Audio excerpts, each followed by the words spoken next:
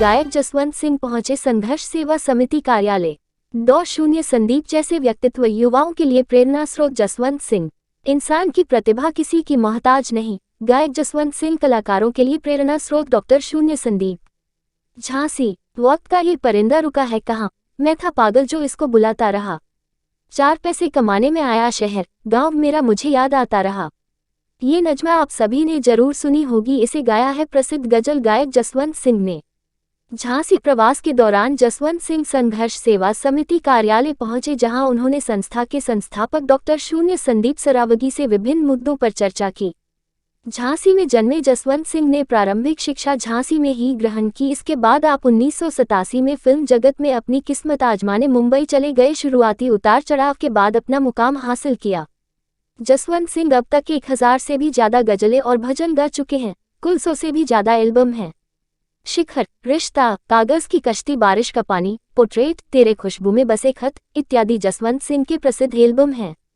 हाल ही में तथास्तु करीब गज़लों में मैंने 800-900 से ऊपर गा दी हैं, मतलब, और भजन भी हैं काफ़ी मेरे। अभी इन दिनों में भजन भी काफ़ी कर रहा हूँ, क्योंकि भजन काफ़ी स्टेबल हो रहे हैं और काफ़ी सुने जा रहे हैं। अभी पिछले ही दिनों, मतलब 8 दिन भी नहीं हुए अभी, मैंने सुंदरकांड पूरा रिलीज़ किया है तथास्तु इंडिया से। और एक ये ताजगी, ये नज़ाकत कहाँ से लाई हो, ये एक गज़ल जो है टी सीरीज से रिलीज़ हुई है 26 तारीख को। अभी आपका भविष्य में क्या क्या वर्क चल रहा है, किन किन प्लेटफॉर्म पर आपका काम होने वाला है? मैंने काफ़ी चीज़ें, ये गांव और शहर से जुड़े हुए काफ़ी चीज़ें गाई हैं। मेरा एक मकसद रहता है कि हर साल में एक आध चीज़, जैसे मैंने बीच में एक निकाला था कि याद आई माँ बहुत जब ख़त मिला, रुक ना पाया आंसुओं का सिलसिला। ऐसे चीज़ें मैंने काफ़ी गाई हुई हैं। और कुछ है कि छोड़कर गांव की ठंडी छाँव ये कहाँ आ गए, इस टाइप की चीज़ें भी मैंने टी सीरीज से निकाली हुई हैं। तो मेरा एक अभी उस पर एक पूरा एल्बम चल रहा है कि लोग कहते हैं शराब पे करो, ये करो, लेकिन मेरा मन उसमें ज़्यादा नहीं लगता। कुछ किए हैं मैंने, लेकिन इस टाइप की चीज़ें मैं ज़्यादा करता रहता हूँ। क्योंकि आप झांसी छोड़ करके मुंबई शिफ्ट हुए और आपने वहाँ पर झांसी का नाम गौरवान्वित भी किया है, कैसा देखना चाहेंगे पूरे सफ़र को आप?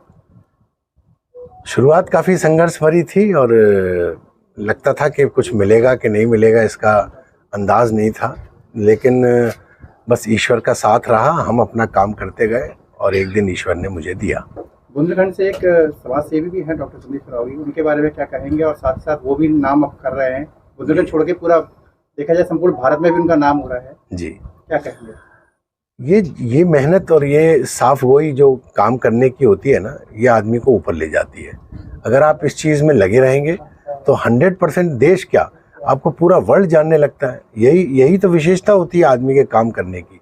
अगर आप कुछ भी अलग करते हैं तो आपको रिकॉग्नाइज किया जाएगा, सीधी बात है ये। बहुत बढ़िया, थैंक यू। यह संघर्ष सेवा समिति का कि महाराष्ट्र की भूमि में आप 36 साल से काम कर रहे हैं। आप गजल गायक जसवंत सिंह जी हैं, लेकिन सबसे बड़ी अपन लोगों के लिए यह प्राथमिकता है झांसी वासियों के लिए कि आप झांसी के हैं और बुंदेलखंड की भूमि बिजाना माहेश्वरी की धरती पे आज जन्म लिए हैं। और महाराष्ट्र की भूमि से यहाँ तक हमारे ऑफिस तक का सफ़र जो आपने तय किया है, यह बड़ा हमारे लिए आपका आशीर्वाद है, बड़े भाई का प्यार है। हम संघर्ष सेवा समिति के लिए और धन्यवाद देना चाहते हैं हम गजल गायक जसवंत सिंह जी का। और आप लोगों को एक बात और बता दें कि काफ़ी गज़लें, मतलब आप ये मान के चलें कि 1000 से ज़्यादा गज़लें आप गा चुके हैं। और वक्त का ये परिंदा रुका है कहाँ, मैं तो था पागल जो इसको बुलाता रहा।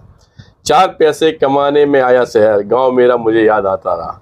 आपके हाथ की लिखी हुई, आपके ने ही गाई हुई गज़लें हैं। और आज आप अपने गांव, अपने शहर, इसी गज़ल के साथ वापस संघर्ष सेवा समिति में अपने परिवार के बीच में आप हैं। और हम लोगों के बीच में मध्यस्थता हमारे बड़े भाई साहब जगदीश भाई साहब निभा रहे हैं। और जगदीश भाई साहब भी चूँकि पूरी ज़िंदगी से हमारे लिए बड़े भाई के समान हमेशा आदर्श के रूप में रहे हैं। और भाई साहब का हम लोग जो छोटा सा सम्मान कर सकते थे वो सम्मान किए। और ये आशा करते हैं कि आप इसी तरह दिन रात चौगनी बरकत करें, आगे बढ़ें और आपका आशीर्वाद हम लोगों के ऊपर हमेशा बना रहे। शुक्रिया। जसवंत जी, आज आप संघर्ष सेवा समिति पर आए हैं, क्या कहना चाहेंगे इस कुछ पर?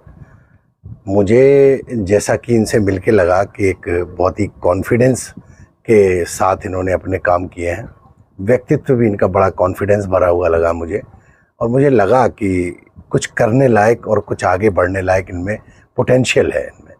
और जिस तरीके से जो मैंने जब मैं आ रहा था तो मुझे बताया गया था, वो मैंने देखा कि नहीं, काफ़ी इन्होंने अपने आप को समर्पित किया हुआ है।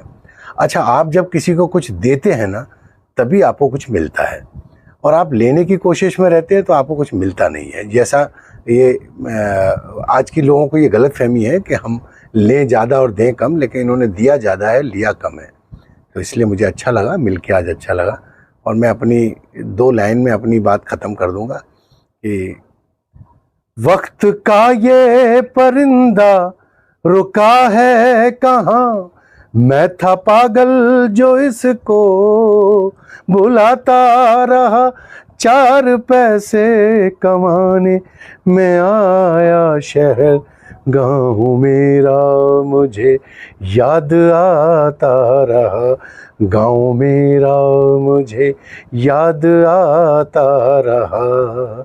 ये मेरी शिखर एल्बम था मेरा, मैंने और अनुराधा पौडवाल ने टी सीरीज़ से किया था इसको। इसकी ये ओरिजिनल मेरी गज़ल थी, मतलब है, नज़्म है ये, और काफ़ी उसको प्यार दिया। राम कुमार जी हमारे दैनिक जागरण जी से बैठे हुए हैं अभी यहाँ, और इनको मालूम है कि इन्होंने कई बार हमारे इंटरव्यू में छापे हैं, तो उनको मालूम है।